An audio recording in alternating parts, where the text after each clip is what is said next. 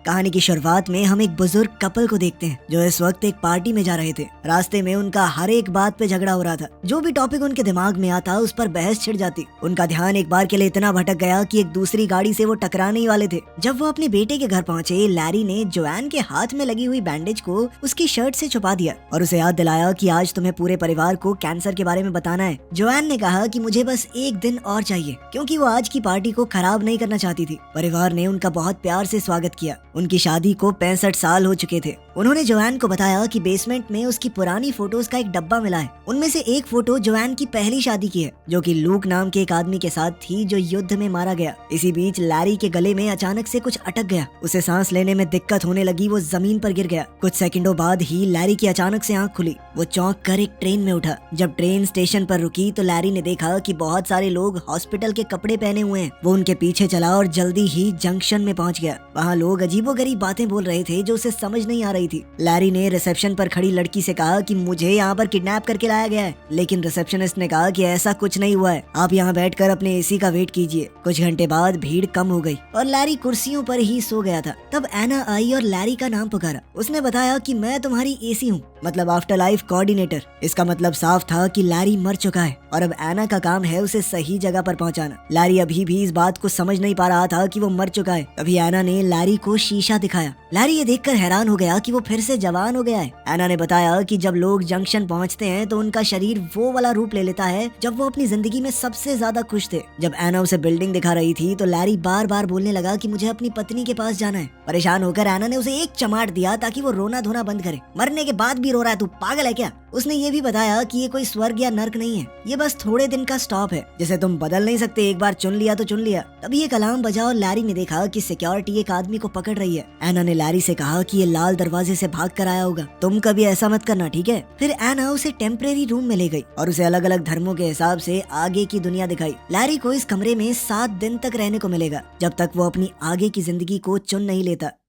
अलमारी में उसके मनपसंद कपड़े रखे हुए थे। कपड़े बदलने के बाद लैरी ने टीवी चलाया, लेकिन सारे टीवी चैनल्स पर ये दिख रहा था कि आप अपनी नई जिंदगी यहाँ शुरू करें, नहीं यहाँ शुरू करें। फिर वो जंक्शन घूमने गया। बहुत सारे स्टॉल देखे जो आगे की जिंदगी का सपना बेच रहे थे। आखिर में भूला भटका वो एक बार में पहुंचा। जैसे ही वो बैठा तो एक सुंदर औरत उसके पास आकर बैठ गई और फ्लर्ट करने लगी। वो दिखा रही थी कि तुम्हारी आगे की जिंदगी दिलचस्प भी हो सकती है। जिस पर लैरी ने कहा कि सॉरी दीदी, मैं शादीशुदा हूँ। बारटेंडर लूक ने लड़की को रोकते हुए कहा कि बार के अंदर एडवर्टाइजमेंट करना अलाउड नहीं है। इसके बाद वो औरत चुपचाप चली गई। लैरी ने लूक से पूछा कि क्या तुम एक एंजल हो, पर लूक ने कहा कि वो भी उसकी तरह एक आत्मा है जो जंक्शन पर अभी नौकरी कर रही है। लैरी अभी भी थोड़ा कंफ्यूज था तो लूक ने उसे रूल बताए। एक बार अगर तुमने आगे की जिंदगी चुन ली तो उसे बदल नहीं सकते। दूसरी किसी जिंदगी में जाना भी अलाउड नहीं है। अगर कोई भी रूल तोड़ा, ज्यादा दिन यहाँ रुक गए या फिर अपनी जिंदगी बदलने की कोशिश की तो तुम्हें वॉइड में डाल दिया जाएगा। वॉइड एक ऐसी जगह है जहाँ पर सिर्फ अंधेरा होता है, हमेशा के लिए। उनके बीच अच्छी बातचीत हो गई तो लैरी ने लूक को बताया कि यार मेरी पत्नी को कैंसर है, मैंने वादा किया था कि उसका ख्याल रखूंगा। अब बुरा लग रहा है कि उससे पहले ही यहाँ पर आ गया।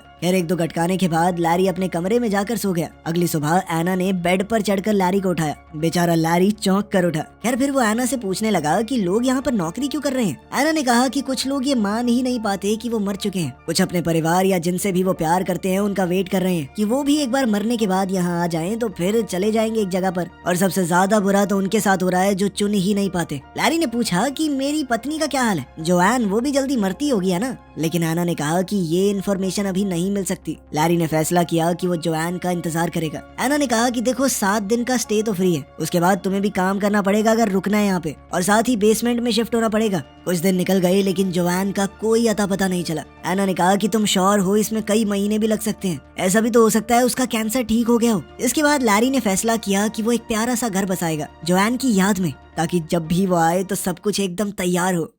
उस रात लैरी ने अपनी पत्नी के लिए एक चिट्ठी लिखी। उसी वक्त कैंसर से जोआन मर गई और वो भी ट्रेन में उठी। अगली सुबह एना लैरी को उसकी नई जिंदगी की तरफ ले जा रही थी। लैरी ने एना को चिट्ठी देकर कहा कि जोआन को दे देना, लेकिन एना ने कहा कि ये रूल्स के खिलाफ है, अगर हो पाया तो कर दूंगी, पक्का नहीं कह सकती। लैरी अब स्टेशन की तरफ गया जबकि जोआन ट्रेन से उतर रही थी। एस्केलेटर पर लैरी ने अपनी पत्नी को देखा, लेकिन जोआन ने उस पर ध्यान नहीं दिया। बेचैन होकर बेचारा लैरी भी वापस हो लिया। वहाँ जोआन शीशे में अपना जवान चेहरा देख रही थी। दोनों मिले और प्यार से गले लगे। जोआन पहले ही समझ गई थी कि वो मर चुकी है। उसने लैरी को डांटना शुरू कर दिया कि इस तरह से कौन मरता है, बेवकूफ हो गया, ध्यान से नहीं खा सकते। तभी वहाँ रायन आया जो कि जोआन का आफ्टर लाइफ कोऑर्डिनेटर है। वो जोआन को लैरी से अलग करके उसके पहले पति लूक के पास ले गया, जो बेचारा 67 साल से उसका इंतजार कर रहा था। जोआन लूक को देखकर बहुत इमोशनल हो गई। तभी लैरी बीच में कूद पड़ा। अरे कुछ नहीं होता, लोग मर जाते हैं यार, नॉर्मल चीज है, चलो बेबी अपनी दुनिया में चलते हैं, नहीं मैंने चुनी आपके लिए। लेकिन जोआन को समझ नहीं आ रहा था कि ये हो क्या रहा है। जल्द ही उसे पता चला कि उसे दोनों में से एक पति चुनना पड़ेगा, इसके साथ वो अपनी मनचाही जिंदगी बसा सकती है। तभी रायन सभी रूल्स समझाते हुए उसे कमरे में ले गया। कपड़े बदलने के बाद अब रायन जोआन को उसके ऑप्शन समझा रहा था। तभी लूक वहाँ पर आया। डर के मारे कि उसे दोनों में से एक को चुनना होगा, जोआन ने दरवाजा ही बंद कर दिया। रायन का तो कहना था कि लूक बहुत अच्छा है, वो 67 साल से तुम्हारा यहाँ पर इंतजार कर रहा है। उधर लैरी एना के सामने गुस्सा निकाल रहा था। एना ने बताया कि मेरा और जो रायन है ना, मतलब जोआन का एसी, हम पहले रिलेशनशिप में थे, हमारी लड़ाई हो रखी है ना, तो वो जान के भी तुम्हारे अगेंस्ट बोल रहा होगा। लेकिन लैरी कहने लगा कि मेरी और जोआन की शादी 65 साल की है, इतने साल तो वो लुक्खा लूक जिंदा भी नहीं रह पाया, हमारे साथ बच्चे हुए पूरी जिंदगी बिताई है हमने। उधर जोआन और लूक जंक्शन में वॉक पर गए। वो दोनों थोड़ा अजीब सा महसूस कर रहे थे। अचानक 2 गार्ड्स एक आदमी को पकड़ने के लिए भागे, जो अपनी चुनी हुई जिंदगी से भाग रहा था। एक गार्ड ने लूक को हाय कहा और तुरंत जोआन को पहचान लिया, ये कहकर कि आखिरकार आप पहुंच ही गई यहाँ पर। ये सुनकर जोआन को बहुत अच्छा लगा, क्योंकि इसका मतलब साफ था कि लूक उसके बारे में बात करता है। गार्ड्स के जाने के बाद लूक ने जोआन को रूल समझाए और साथ ही अपने प्यार का इजहार कर दिया। उसने कहा कि मैं हर दिन तुम्हारे बारे में सोचता था। वो प्यारी बातें बोलता रहा और उसे किस करने की कोशिश की, लेकिन जोआन पीछे हट गई क्योंकि उसे अजीब लग रहा था। उसने कहा कि मुझे सोचने के लिए थोड़ा वक्त चाहिए और फिर जल्दी से वहाँ से भाग गई। कुछ ही मिनटों बाद लैरी जोआन के कमरे में घुस गया, बहुत सारे आगे की जिंदगी के ऑप्शन लेकर। जोआन घबरा गई और लैरी पर चिल्लाने लगी। उसने उसे भी वही जवाब दिया कि मुझे अभी थोड़ा वक्त चाहिए सोचने के लिए। वो कहने लगी कि पिछले कुछ दिन मेरे बहुत भारी थे, तुम्हारी मौत के बाद पता है मेरी बेस्ट फ्रेंड की भी मौत हो गई। इस बात से लैरी थोड़ा खुश हुआ, क्योंकि वो वैसे भी उसे खास पसंद नहीं थी। लैरी को याद आया कि स्क्वाट करने से जोआन हमेशा शांत हो जाती थी। बुजुर्ग होने के बाद से जोआन स्क्वाट नहीं कर पा रही थी, इसीलिए अब जवान होकर दोबारा से शरीर में ताकत महसूस करके उसे बहुत अच्छा लगा। उधर लैरी फिर से कुछ खा रहा था और उसका गले में दोबारा से खाना अटक गया। इस बात से जोआन अचानक घबरा गई, लेकिन लैरी हंसने लगा कि मर तो चुका हूँ, मजाक कर रहा था मैं बस। इसके बाद लैरी आराम से बेड पे लेट के रिलैक्स करने लगा, लेकिन जोआन ने उसे लात मार के बाहर निकाल दिया, जिसके बाद उस बेचारे को अपने बेसमेंट वाले कमरे में जाना पड़ा। लेकिन वापस जाते हुए लैरी ने एक बोर्ड देखा, जिसके ऊपर मरे हुए सिंगर डीन मार्टिन के शो का प्रमोशन था। जोआन को वो सिंगर बहुत ज्यादा पसंद है, इसलिए लैरी ने एना से शो अरेंज करने को कहा। जब लैरी अपने नए रूम में पहुंचा तो ये देखकर चौंक गया कि कितना छोटा कमरा दिया है उसे। अगली सुबह लैरी जोआन को वेटिंग एरिया में ले गया। वहाँ एना उस सिंगर को गाने के लिए ले आई और खुद पियानो बजा रही थी, लेकिन वो आदमी अजीबोगरीब बर्ताव करने लगा, सीढ़ियों से भी गिर गया। तब उन्हें समझ आया कि ये कोई असली डीन मार्टिन नहीं है, कोई बहरूपिया है, मरने के बाद भी नकल कर रहा है, कितना गंदा आदमी है ये। लूक तुरंत उसके पास आया, उसे खींचकर अपने साथ ले गया और एक मुक्का दे मारा। फिर रायन की मदद से लूक ने जोआन को फूल देने की कोशिश की, लेकिन लैरी ने फिर से बीच में बोलना शुरू कर दिया, ये चीटिंग है, फूल फाल कैसे दे रहा तू, मैं दे रहा हूँ कोई गिफ्ट। दोनों आदमी फिर से झगड़ा करने लगे और अब जोआन को बहुत ज्यादा गुस्सा आ रहा था, तो उसने चिल्लाकर दोनों को चुप करवा दिया। इसके बाद जोआन एना और रायन को अपने कमरे में ले गई और उन दोनों पर काफी देर तक अपना गुस्सा निकाला। फिर उसने चिढ़कर कहा कि कोई तो रास्ता निकालो, ऐसे कैसे फैसला लूं मैं। कोऑर्डिनेटर्स ने रूल तोड़ने के लिए एक लंबी फोन कॉल की। कुछ देर बाद जोआन अपने दोनों पतियों को रूम में ले आई। कोऑर्डिनेटर्स ने बताया कि तुम्हारा केस थोड़ा सा खास है, इस वजह से हमें एक स्पेशल वीजा मिला है। जोआन को 2 बार चुनने की इजाजत मिलेगी, एक बार के लिए वो लैरी के साथ अपनी जिंदगी जाकर देख सकती है और एक बार लूक के साथ। उसके बाद उसे फैसला करना ही होगा। दोनों लड़के फिर से झगड़ा करने लगे कि पहले कौन जाएगा और उनके बीच में हाथापाई होने लगी। इसलिए जोआन फिर से चिल्ला पड़ी। उसने कहा कि पहले कौन जाएगा ये हम टॉस करके पता लगाएंगे। फिर से बहस शुरू हो गई। इस बार रायन ने दोनों को रोका। लैरी ने सिक्का उछाला और लूक जीत गया। ट्रेन राइड के दौरान लूक और जोआन पुराने दिन याद करते रहे। जल्द ही वो एक खूबसूरत पहाड़ पर पहुंचे, जहाँ साफ आसमान और हरा भरा जंगल है। घूमते हुए दोनों ने बहुत मजे किए, एक दूसरे का हाथ थामकर। शाम को रेस्टोरेंट में डिनर हुआ। जोआन बार बार अपने बच्चों और पोता पोतियों के बारे में बात कर रही थी, जिससे लूक थोड़ा अनकंफर्टेबल हो गया। लूक ने कहा कि मुझे बुरा नहीं लगा, बस ये सोचकर थोड़ा दुख होता है कि तुम्हें ये जिंदगी मैं नहीं दे पाया, पर उसे इस बात की खुशी है कि जोआन ने एक अच्छी जिंदगी जी। जोआन ने कहा कि मैंने कुछ वक्त तक तुम्हारा इंतजार किया था, पर फिर क्या करती, तुम चले गए थे। मरने के बाद कोई लौट कर थोड़ी आता है। फिर लूक जोआन को एक जगह पर ले गया जिसे आर्काइव्स कहते हैं। ये यहाँ पर हर चुनी हुई जिंदगी में होती है, जहाँ आत्माएं अपनी जिंदगी की यादें दोबारा देख सकती हैं। दोनों ने अपने रिश्ते के सारे जरूरी पल देखे। वो पहली मुलाकात, पहली बार एक दूसरे को चूमना, शादी का दिन और जंग पर जाने से पहले का वो आखिरी वादा। जोआन ने आखिरकार फिर से लूक को चूम लिया। उसने बताया कि मैं टूट गई थी तुम्हारे मरने के बाद। यादें आगे चलती रही और लूक ने देखा कि कैसे लैरी ने जोआन को प्रपोज किया। ये देखकर लूक गुस्से में बिल्डिंग से बाहर निकल गया। उसने कहा कि लैरी ने एक दुखी औरत की फीलिंग्स का फायदा उठाया है, मौका देखकर चौका मारा है उसने। जोआन ने समझाने की कोशिश की कि ऐसा कुछ नहीं है, लेकिन लूक ने नहीं सुना। इसी बीच लैरी भड़क रहा था क्योंकि लूक सबको बताता था कि मैं जंग में मारा गया लड़ते हुए दुश्मन से।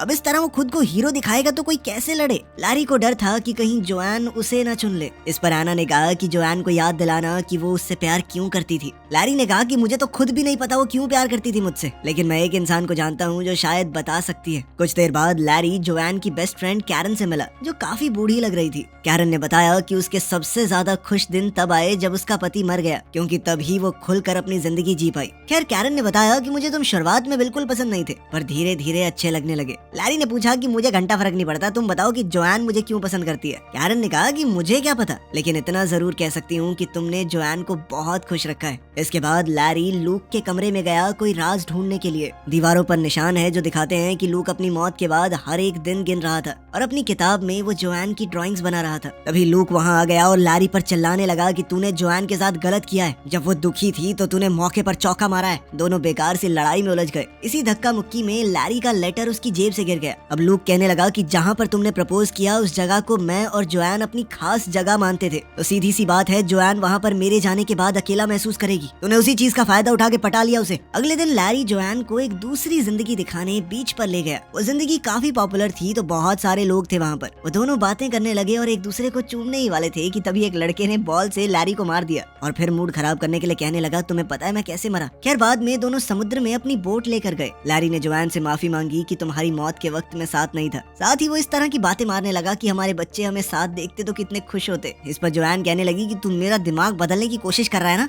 चालाक कहीं के, बच्चों की बात किसको बता रहा है। और उनके बीच में फिर से झगड़ा हो गया। अब जोआन कहने लगी कि तुम समझ नहीं पा रहे मेरी सिचुएशन। मैंने अलग अलग वक्त पर तुम दोनों से ही प्यार किया है, तुम दोनों के साथ सारी जिंदगी रहने की कस्में खाई हैं। इस पर लैरी कहने लगा कि अगर मैं लूक की जगह होता तो मैं भी तुम्हारा इंतजार करता। वापस आकर जोआन ने लैरी के साथ अपनी बीती यादें देखना चाहा, पर लैरी ने मना कर दिया। उसका कहना था कि यादों में इंसान खुद को खो सकता है। वो जोआन को इससे बचाना चाहता था। जोआन को लगा कि लैरी डर रहा है कि पता नहीं क्या निकल आएगा। खैर, दोनों किनारे पर बैठकर अपनी पहली डेट की बात करने लगे। लैरी ने कहा कि मैं बस तुम्हें हमेशा एक बेहतर जिंदगी देना चाहता था। उधर जंक्शन में लूक को लैरी का वो लेटर मिल गया। उधर जोआन और लैरी अपनी डेट से वापस आए, एक दूसरे को चूमा तो लैरी ने कहा कि मुझे फर्क नहीं पड़ता हम कहाँ पर जाते हैं, बस साथ होने चाहिए। तभी लूक ने लैरी का वो लेटर जोआन को दे दिया। ये पढ़कर जोआन को पता चला कि लैरी तो लगभग चला गया था, बस उसने जाते वक्त उसे देख लिया तो रुक गया। फिर उनके बीच एक और झगड़ा शुरू हो गया। जोआन ने लैरी को सेल्फिश कहकर पुकारा। इस पर लैरी ने कहा तो मैं भी तो तेरी सेकंड चॉइस था, और ये लुक्खा लूक, इसने भी बहुत सारी आत्माओं के साथ गुलू गुलू किए। इस पर लूक गुस्से में चिल्लाया कि 67 सालों में 2-4 आत्माओं के साथ गुलू गुलू कर ली तो क्या हुआ, इंतजार तो मैं जोआन का ही कर रहा था ना, आखिर आत्मा की भी कोई नीड्स होती हैं। अब दोनों कहने लगे कि एक बार चुन लो, बस हमें नहीं पता। लेकिन अभी जोआन को और वक्त चाहिए था, इसलिए कोऑर्डिनेटर्स दोनों आत्माओं को वहाँ से ले गए। कैरन थोड़ी देर बाद जोआन के पास एक ड्रिंक लेकर आई और तब जोआन फूट फूट कर रोने लगी। कैरन ने उसे संभाला और उसका ध्यान भटकाने के लिए अलग अलग फन बूथ्स पर लेकर गई।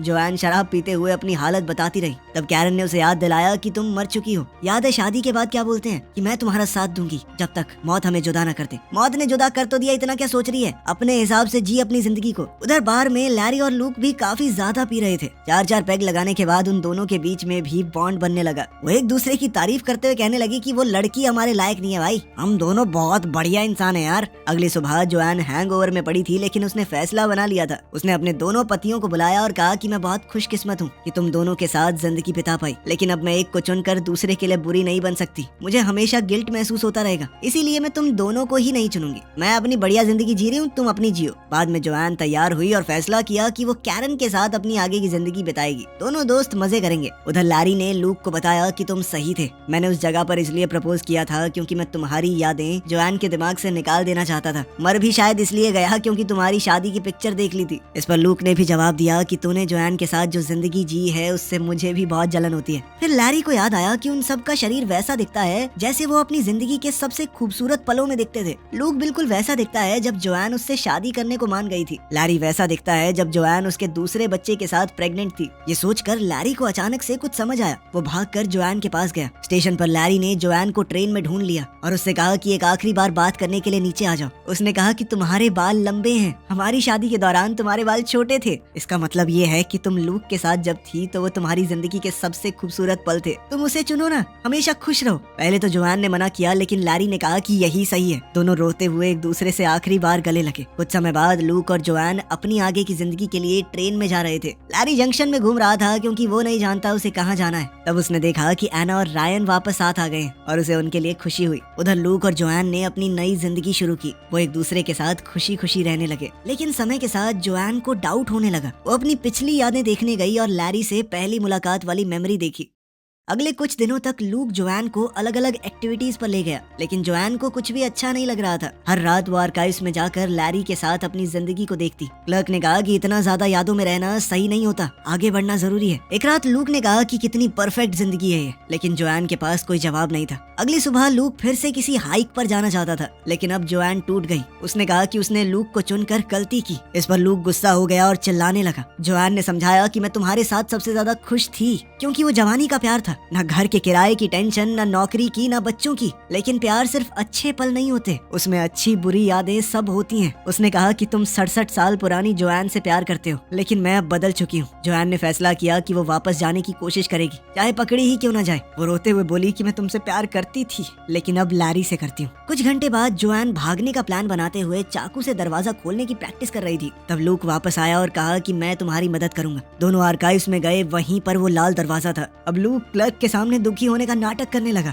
भाई मेरी जिंदगी बर्बाद हो गई यार, मैं बहुत परेशान हूँ। जैसे ही गार्ड का ध्यान भटका, जोआन चुपके से अंदर चली गई। लूक भी नॉर्मल क्लाइंट बन के अंदर चला गया। दोनों ने अपनी शादी की यादें देखी और एक आखिरी बार अलविदा कहा। जोआन अपनी मेमोरीज के पीछे जाकर लाल दरवाजे में घुस गई, जो उसे अपने बचपन की यादों के कॉरिडोर में ले गया। अलार्म बजने लगा और गार्ड्स आ गए। जोआन जल्दी से भागकर लूक की मौत वाली मेमोरी के दरवाजे में घुस गई। वॉशिंग मशीन के दरवाजे ने उसे लैरी के साथ झगड़े वाली मेमोरी में गिरा दिया। गार्ड्स पास आ रहे थे। जोआन ने दरवाजे को कुर्सी से ब्लॉक कर दिया और जल्दी से ऊपर भागी, जहाँ उसे अपना पुराना वर्जन दिखाई दिया। बूढ़ी जोआन ने मरते हुए भी लैरी का नाम लिया, जबकि हमारी जवान जोआन बेड के नीचे छुपने की कोशिश करने लगी। गार्ड्स उसके पीछे थे, लेकिन जोआन अब रेंगती हुई ट्रेन ट्रैक्स पर पहुंच गई। टनल से होते हुए वो जंक्शन में वापस पहुंच गई। रिसेप्शन पर वो लैरी के बारे में पूछ रही थी, लेकिन उसी वक्त उसका वांटेड नोटिस आ गया, जिसके बाद उसे दोबारा से भागना पड़ा। बूथ एरिया में वो रायन और एना से टकरा गई। उन्होंने उसे छुपा दिया और गार्ड्स को गलत डायरेक्शन बता दी। जोआन ने पूछा कि लैरी की आगे की जिंदगी कहाँ है, और कोऑर्डिनेटर्स ने जो जवाब दिया उससे वो हैरान रह गई। लैरी को तो जोआन के बिना कोई जिंदगी चाहिए ही नहीं थी। अब वो भागकर जल्दी से लैरी के पास पहुंची, जो बारटेंडर का काम कर रहा था। दोनों ने एक एक पैग लगाया, जिसके बाद जोआन ने लैरी से कहा कि तुम मेरे साथ चलो, लेकिन मैं पहले ही बता दूं कि मैं रूल तोड़कर यहाँ पर आई हूँ, मेरे साथ फंस सकते हो। लेकिन लैरी ने बिना सोचे समझे हाँ कह दिया। कुछ पलों बाद उन दोनों ने एक ऐसी जिंदगी चुनी जो बिल्कुल उनके शादी वाले घर जैसी है, जिस मोहल्ले में उन्होंने अपनी पूरी जिंदगी बिताई थी। वीडियो पसंद आई तो लाइक कर देना, चैनल को सब्सक्राइब कर लेना। मिलते हैं अगली वीडियो में।